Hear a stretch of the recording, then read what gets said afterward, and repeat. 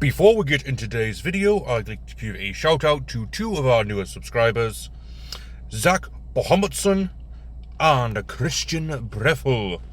Thank you for subscribing and welcome to the family. And now on with today's video.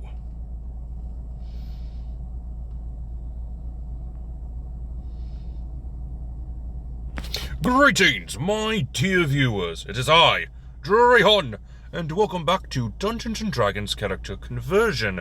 Today we're looking at a very strange character, Dr.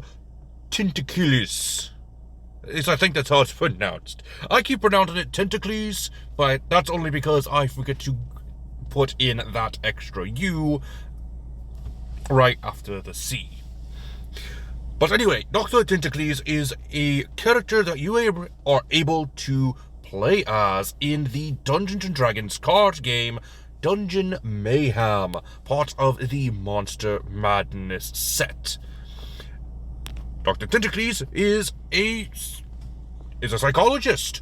He's an illithid with a PhD in psychology, which is very impressive and a very strange character, I must say.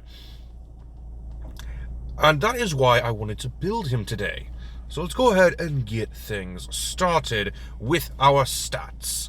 We're going to use the point buy system. Strength will be a 10, dexterity will be a 12, constitution is also a 10, intelligence is going to be a 15, wisdom will be a 13, and charisma will be a 13 as well. We are working with a psychologist, so we are going to need high levels of wisdom, charisma, and intelligence. We're also working with a mind flayer, or as they are known as in the Underdark, illithids. So intelligence is very much important, and we can actually play as an illithid thanks to the homebrew material, The Corcrus's Guide to Ceramorphosis. We actually talked about this in the video about Ceramorphs and Illithidae, which was a very fun video to cover, so I would recommend checking that out. I may remember to put a link to it in the description, but if not, you can always check a look at the channel list to find that video. It was from a year ago to day of the video. Now, with the illithid, you get, of course, your +2 to one stat, +1 to another stat. In the book, it says to do +2 to your intelligence, and I believe a +1 to wisdom or charisma. However, we are using Tasha's rules, so we are going to instead put that +1 in our dexterity, which will be important for our multi-classing. So we now have a 13 in our dexterity and a 17 in our intelligence. We have a speed of 30 feet. We have the feature Superior Dark Vision, which gives us 120 feet of dark vision. We have some innate psionics, which gives us the cantrip of Mind Sliver. And at 5th level, we'll gain the 2nd level spell Levitate. We also have Telepathy for 120 feet. And we have Facial Tentacles. You can grapple creatures and hold small trinkets with your tentacles. If you grab a creature in this way, you deal psychic damage equal to your intelligence modifier to the creature per turn. If a creature is reduced to 0 hit points in this way, you can use an action to consume their brain. This kills the creature and causes the illithid to roll an intelligence saving throw at a standard DC 10. If they succeed, they gain 1 inconsequential memory the creature had. At DC 15, they gain 1 major memory. At DC 25, the illithid can probe the mind for 1 specific memory, such as a location, password, information on an individual, etc. We also get Quelith, which is the illithid equivalent of Braille, which is very interesting. Now, this does seem pretty powerful of a race, and a lot of dungeon masters, even if they do accept homebrew, might not accept this particular race. But not to fret, dungeon masters, there are a couple of drawbacks. The main one, of course, being nourishment. An illithid usually nourishes themselves by feeding off the brains of other humanoid creatures. To add challenge to effective long rest and removing exhaustion, an illithid may only gain nourishment from brains. Okay? While brains from animals can be used to stave off the exhaustion gain, it will not remove it. So if your illithid starts to go through the levels of exhaustion from starvation, you can keep yourself from gaining a new exhaustion level by eating a non-humanoid brain. However, if you want to remove the exhaustion levels, to finish off this quote, an illithid who feeds off a humanoid brain removes a amount of exhaustion levels equal to the creature's intelligence modifier. That's pretty good. So if you kill an enemy wizard, you can get that high intelligence modifier as removing exhaustion, that many levels of exhaustion. So a 14th level wizard's brain, well, an intelligence of 14 will give you back 2 levels of your exhaustion, which is very nice. Secondly, there is the ability known as the Call of the Elder.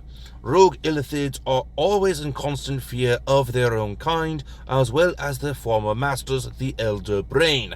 If a rogue illithid wanders within 5 miles of an Elder Brain, it must roll a DC 20 intelligence save, or temporarily rejoin the hive mind.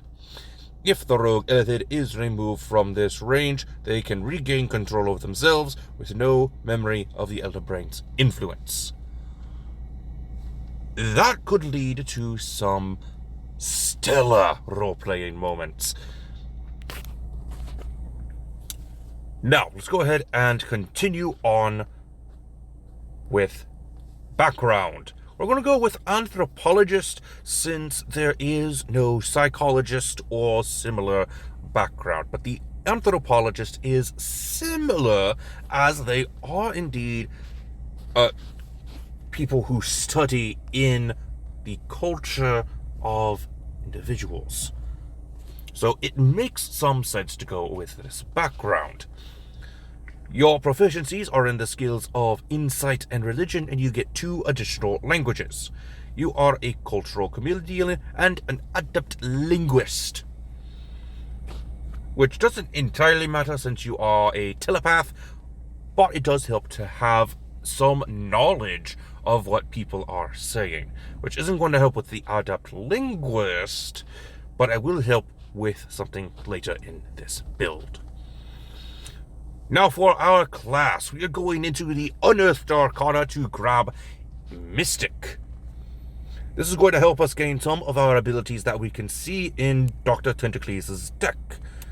Ego Whip, Aid Insinuation, and Mind Blast, as well as Enthralled Thaw and Mind Games. Now we can actually see Mind Games and Enthralled Thaw with our psionics.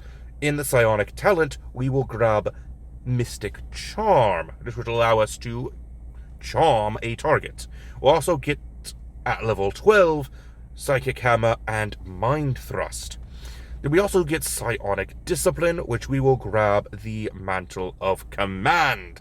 Another good charming spell, or a discipline. This will give us access to our Mind Games and Enthralled Thaw. Now, at level 12, the Crown of Despair, Intellect Fortress, Mantle of Awe, Mantle of Joy, and Psychic Inquisition will also work well for Dr. Tentacles.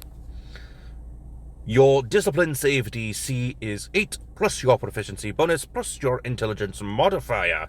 Your Discipline attack modifier is just your proficiency bonus, plus your intelligence modifier. You gain starting hit points of 1d8, starting hit points of 8 plus your constitution modifier, and any hit points beyond the first level go up by 1d8 plus constitution modifier per mystic level. You get proficiencies in light armor, simple weapons, the saving throws are intelligence and wisdom, and for your skills, go ahead and grab medicine and perception. You are a psychologist after all. You know about many different ways to help your patients with their mental trauma or other mental diagnoses. For your Mystic Order, this is your subclass, go with the Order of the Awakened. For your disciplines, go with the Psychic Assault and Psychic Disruption. Psychic Assault literally gives us Ego Whip, Id Insinuation, and Mind Blast. Your Awakened talent gives you 2 new skills, Investigation and Persuasion.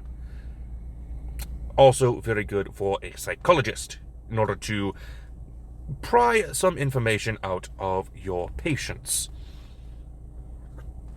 Next is Mystic Level 2, which gives us Mystical Recovery and Telepathy. Oh, wait, not Telepathy, because we already have that from being an Illithid.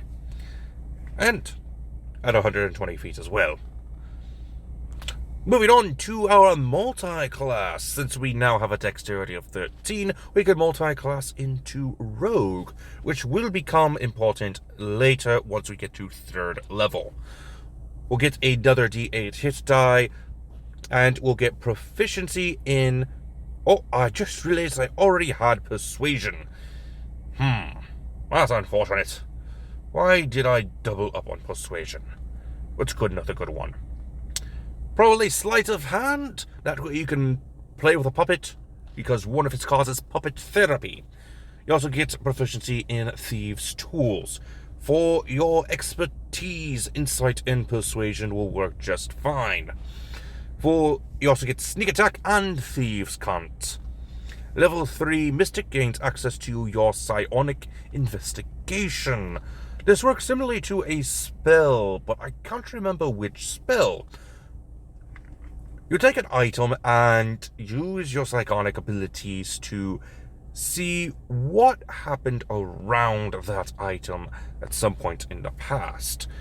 Who used it last, who was near it, stuff like that. It's pretty interesting ability, and I know there is a spell like that, I just don't remember what it is. Moving on to level 4 Mystic, we're going to grab Fighting Initiate Unarmed Fighting. And that is because, while yes, it does give us a unarmed strike of 1d6 plus strength, or 1d8 if we are not holding any weapons, which we won't more often than not, the important part is this section right here. At the start of each of your turns, you can deal 1d4 damage to one creature grappled by you. This pairs wonderfully with the Illithid's facial tentacles, since it is able to deal damage equal to your intelligence modifier. However, according to the tentacles, it seems that you must deal this psychic damage that is equal to your intelligence modifier and drop the creature to 0 with that psychic damage in order to use your action to extract the brain. I would say work with your dungeon master to make sure that this is possible for role-playing purposes. Moving on to level 6 Mystic, we get Psionic Surge. Level 2 Rogue gets access to the Cunning action. Level 3 Rogue gets a Roguish archetype. We're going to go with the Inquisitive. This gives us Ear for Deceit, Eye for Detail, and Insightful Fighting. Some very decent abilities to use with a psychologist, or anyone who is trying to get to the bottom of a certain problem. You also get Steady Aim just for being a 3rd level Rogue. Moving on to level 8 Mystic, we get an ability score increase. We'll go ahead and increase our Wisdom and Charisma each by 1.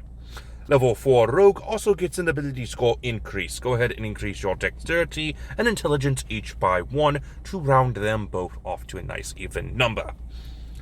Moving on to level 5 Rogue, we get Uncanny Dodge. Level 6 Rogue gets Expertise. Go for Insight and Perception. For level 7 Rogue, we get Evasion. Level 10 Mystic gets Consumptive Power. Level 11 Mystic gets Psionic Mastery for once a day. Level 8 Rogue gets the feat Linguist, which will increase our intelligence by 1 point. And we also get an extra 3 languages that we will be able to use. Not to actually speak, mind you, but more of to understand.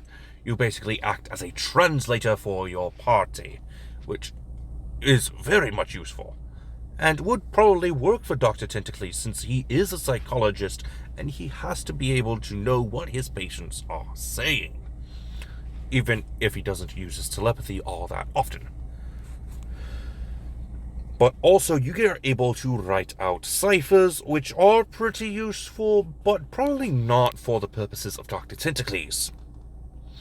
And finally, for level 12 Mystic, we'll go for another feat, going for the Observant feat. This will increase our intelligence up to 20 now. We'll have the ability to read lips to understand what people are saying when they are out of our earshot, which, again, not really that necessary since we have telepathy of 120 feet. But the more important part here is that passive perception and passive intelligence score getting a +5 bonus, which is useful for a psychologist. How did you enjoy the build? I kind of enjoyed it. It was fun to actually build an illithid for once. Though I don't know any other illithids that I would be able to build, this is probably the only one I will do. Though having the Mystic come in this video once again was a nice surprise now, wasn't it? If you enjoyed, let me know down below, and if you are looking for a specific character build, also let me know down below who it is and where they are from. Until next time, this has been Drahon, and I am offline. Session over.